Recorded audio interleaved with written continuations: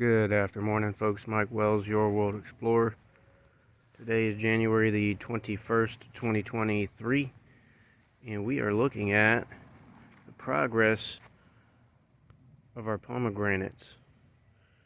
Now, you can call these trees or shrubs. They don't really look like trees, in my opinion, so I would call them bushes. So anyhow, this latest season yielded only one pomegranate fruit.